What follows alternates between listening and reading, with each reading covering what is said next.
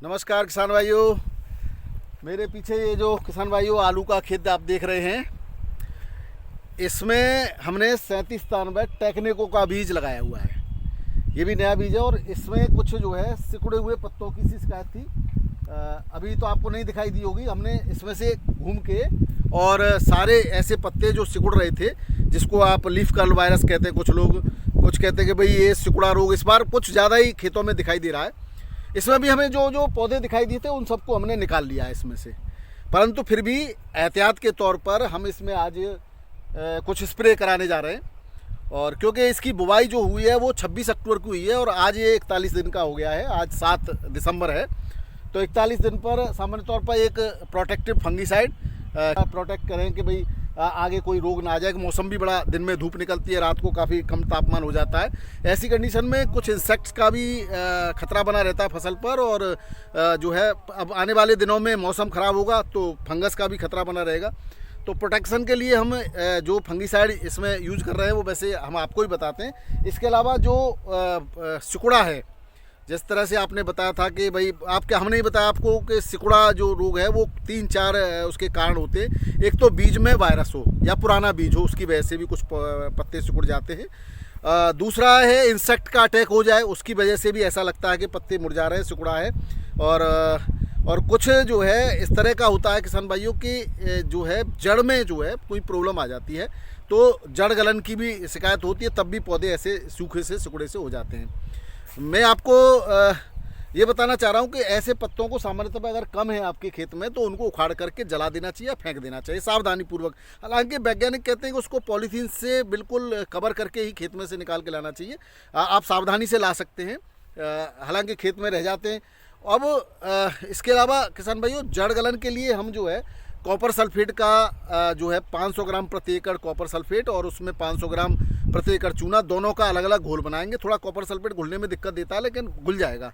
दोनों का अलग अलग घोल बनाने के बाद उसको एक टोंटी वाली टंकी में रख करके और इसमें चलाते हैं।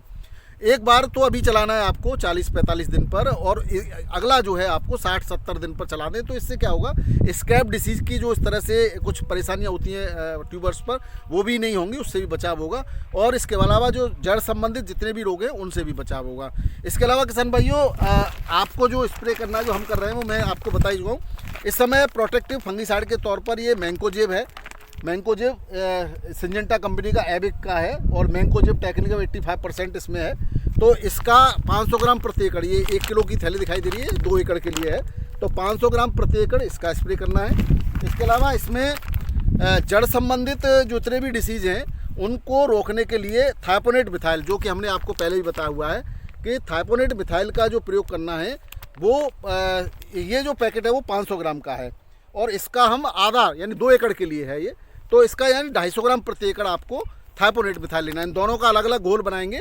और उसके अलावा किसान भाइयों आपको ये थायोमिथेक्सिम है, थायोमिथेक्सिम 25% WGG ग्रेनुअल फॉर्म में है, ये 100 ग्राम का है। इसको आपको 15 लीटर की जो टंकी होती है उसमें 2 ढक्कन, 5 ग्राम का ये जो ढक्कन होता है इसमें 2 ढक्कन का प्रयोग करना है। कम से कम 15 लीटर की 10 टंकी 1 एकड़ में लगनी चाहिए, तो 1 टंकी में 2 ढक्कन इसका प्रयोग करना है आपको। तो ये मैक्सिमम है, इससे ज़्यादा आपको नहीं लेना है। इसके अलावा किसान भाइयों इसमें हमने आपको पहले ही बताया था, ये है मिडोरी। मिडोरी एक जापानी जो है कंपनी का ये हर्बल है ये, और इसमें ये इन्हेंसर का काम करेगा। यानी कि जो पौधे आपके पोषण की कमी से कुछ सिकुड़े हुए दिखाई देते हैं तो उनको जो है खोलने का काम करता है। तो इसका भी एक बहुत अच्छा यूज हो सकता है। हमने आपको पहले ही बताया हुआ है कि ये यूज़ करें आप, और हम इसको प्रयोग कर रहे हैं। जो हम प्रयोग करते हैं वही आपको बताते हैं आज यहाँ पे। तो ये क्या है कि इन्हेंसर है। इसके अलावा आप अगर ये नहीं है तो आप और भी बहुत सारे जो है टॉनिक के आते हैं मार्केट में, मल्टी विटामिन्स आती हैं, उनका भी आप प्रयोग कर सकते हो। तो इसका आप जो है इसमें प्रयोग कर सकते हो। ये 100 ml का है, आप जो है ये 1 ml 100 ml प्रति एकड़ 1 एकड़ के लिए है, इसका प्रयोग करेंगे। इसके साथ साथ किसान भाइयों ये जो सिलिकॉन्स हैं, ये सिलिकॉन्स चिपको जिसको बोलते हैं, उसको अभी प्रयोग करना है, जिससे कि पत्तियों पर अच्छी तरह से ये सब चीज़ें चिपक जाएं। तो इस तरह से किसान भाइयों ये जो है पूरा 1 एकड़ में 100 ml मिडोरी, 500 ग्राम आपका मैंकोजेब और 250 ग्राम आपका थाइपोनेट मिथाइल, इन सब का जो है इन दोनों का अलग घोल बनेगा। इसको हम जो है एक टंकी में 100 ml डाल देंगे, क्योंकि 10 ml डालेंगे, माफ़ करना, क्योंकि 100 ml का है। 10 टंकी कम से कम पड़नी है, 15 लीटर की, यानी 150 लीटर पानी पड़ना है, तो ये 10 ml प्रति टंकी में इसको हम डालेंगे।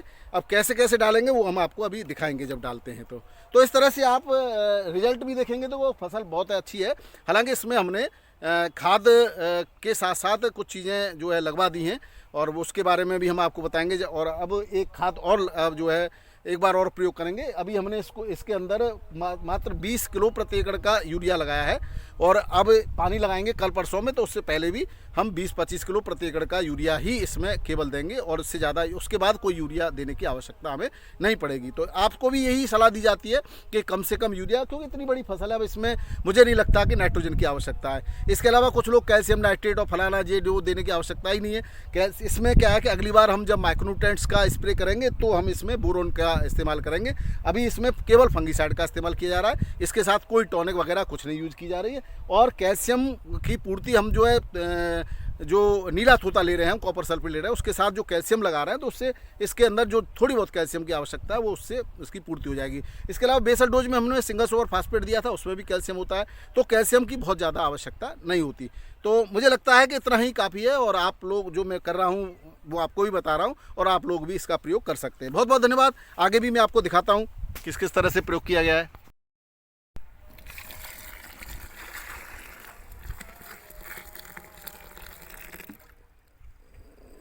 एक में इसमें बाल्टी में थाइपोनेट मिथाइल घोल लिया है, और इसमें जो है ये मैंकोजेब है, इसको ढंग से घोल लेंगे 8, और इसमें थाइपोनेट मिथाइल है, दोनों को अलग अलग घोल बनाया है।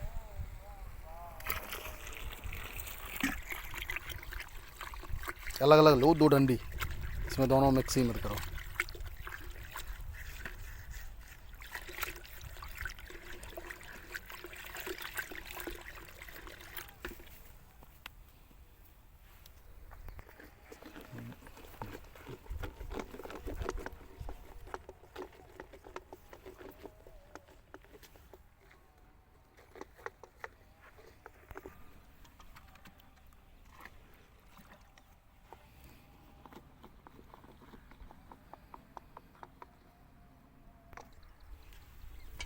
दो, 3, 4, 5, 6,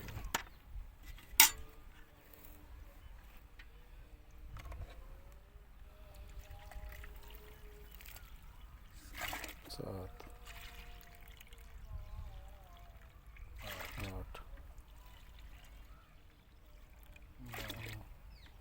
इस तरह से नाप करके और कर लेंगे, उससे नाप नाप के हर टंकी में बराबर बराबर चला जाएगा ऐसे ही।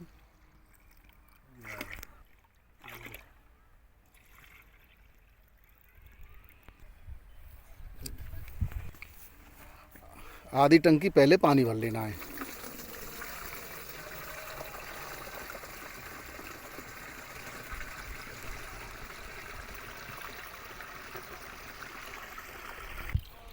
इसको आराम से करना।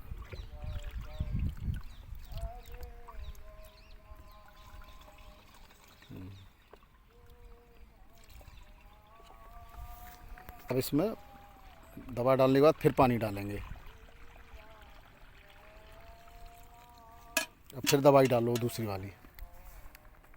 अब ये थाइपोनेट मिथाइल दूसरी वाली दवा का प्रयोग किया जा रहा है।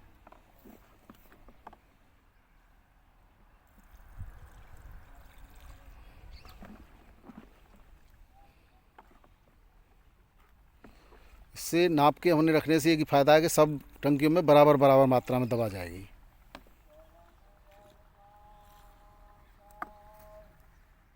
अब इसमें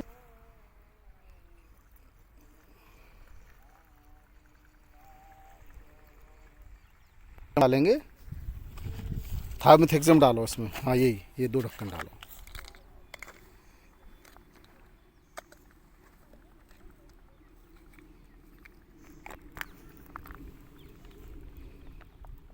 फाड़ लो इसको, फाड़ लो तो चाबी दूँ, हाँ जैसे फट गया। इसमें से 2 ढक्कन डाल दो ये। ये घुल जाती है तो ना डाल, हाँ जाली निकाल लो, चाहे जाली में से भी वो तो चली जाएगी, पर निकाल लो जाली। हाँ उसको धो लेना पानी में उधर। हाँ थोड़ी खाली खाली खाली बिल्कुल, और खाली करो और खाली करो। हाँ बस इतनी ही, बस एक और डालो, आराम से डालो। इस तरह से ये इसमें जो है 20 चम्मच होंगी ये, तो एक टंकी में 15 लीटर में केवल 2 चम्मच डालनी है, और इसमें से 10 ml डालनी है। उसी ढक्कन में निशान लगा हुआ 10 ml का, यहाँ 10 ml लिख रहा है इस पर, ला मैं दिखाऊँ। 10 ml है इसके अंदर, ये 5 ml नीचे, और बीच में जो बन रहा है ये 10 ml का निशान है। ये बन रहा है यहाँ पे, ये 10 ml, ये 10 ml लिख रही थी यहाँ तक, यहाँ तक, यहाँ तक ऐसे। हाँ 10 ml वो बताइए ना मैंने, वहीं तक डालो, और डालो और डालो और डालो, और थोड़ा और डालो, और डालो थोड़ा सा, बस बस बस बस। अभी मशीन चालू करके इसमें फुहारा इसमें लगा के इसको अच्छी तरह घोल दो। हाँ ये भी डाल दो, ये भी डाल दो। ये सिलिकॉन है, 10 ml सिलिकॉन, बस इतनी। हाँ बस है वो काम। अब यह फुहारे इसके अंदर डाल के थोड़ी देर मशीन चला दो, सो ये पूरी तरह से घुल जाएगी।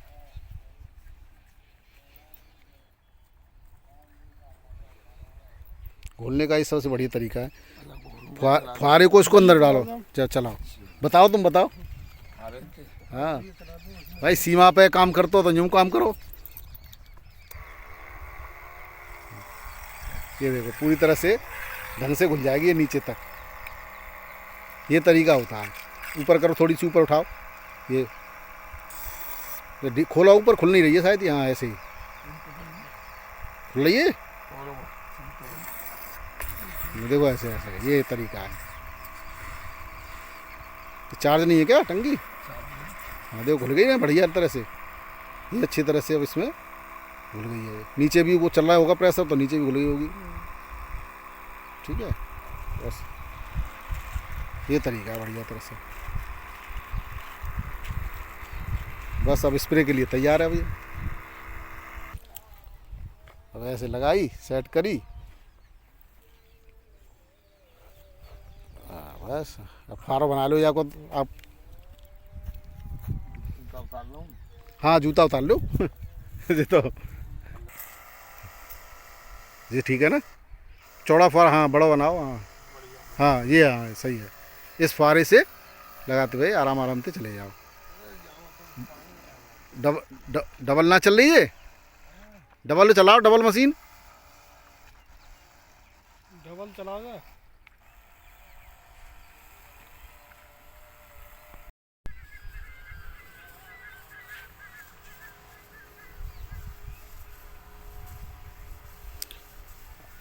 आराम से नीचे ऊपर पूरा भीग जाए पौधा। तो बढ़िया तरीके से लग रही है।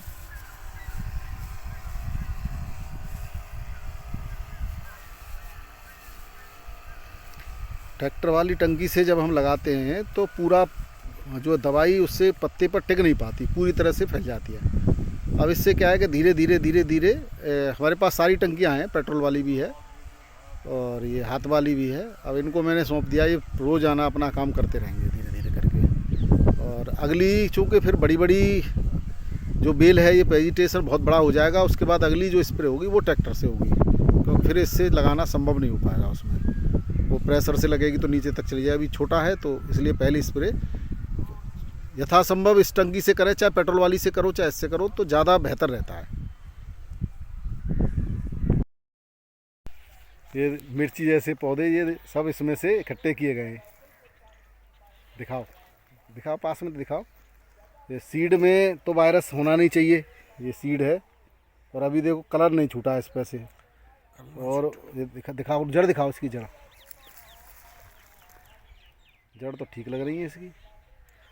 जरा बढ़िया आलू गए, आलू गए, आलू बनने लगा है इसमें। पर ये है कि देखते हैं इस पर। अब इस बार ये तो उखाड़ के फेंकी दो, और एक स्प्रे ज़रूर लगाएंगे इसमें। देखो आलू आलू बन